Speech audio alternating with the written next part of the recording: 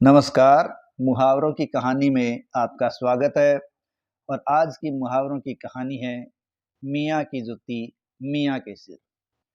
देखिए, छक्कन मियाँ और मक्खन मियाँ ये अपने शहर के दो मशहूर लोग थे और दोनों एक से बढ़िया एक तमाशे दिखाने वाले थे और तमाशा दिखाकर लोगों का खूब मनोरंजन करते थे।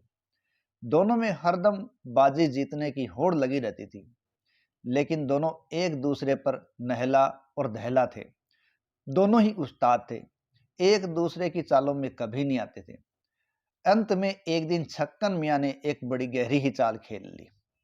छक्कन मियाँ ने मक्खन मियाँ से दोस्ती कर ली और छक्कन मियाँ ने शहर के चिड़ीमारों से तरह तरह की चिड़ियों के पंख खरीद लिए और उन पंखों को एक कोठरी में भर दिया।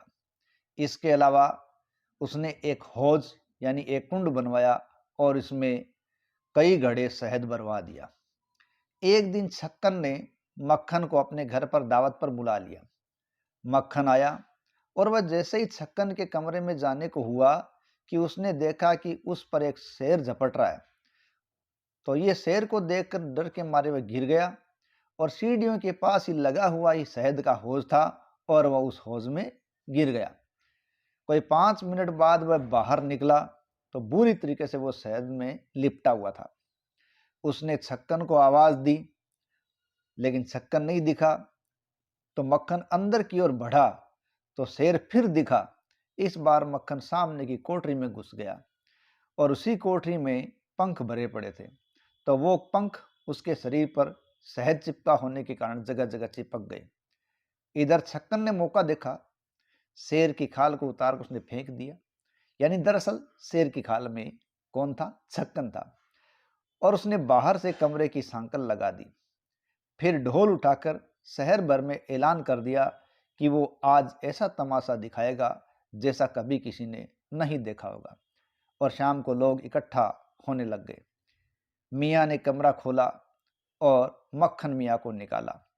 उनके शरीर पर इतने पंख चिपके थे कि कोई उन्हें पहचान भी नहीं सकता था।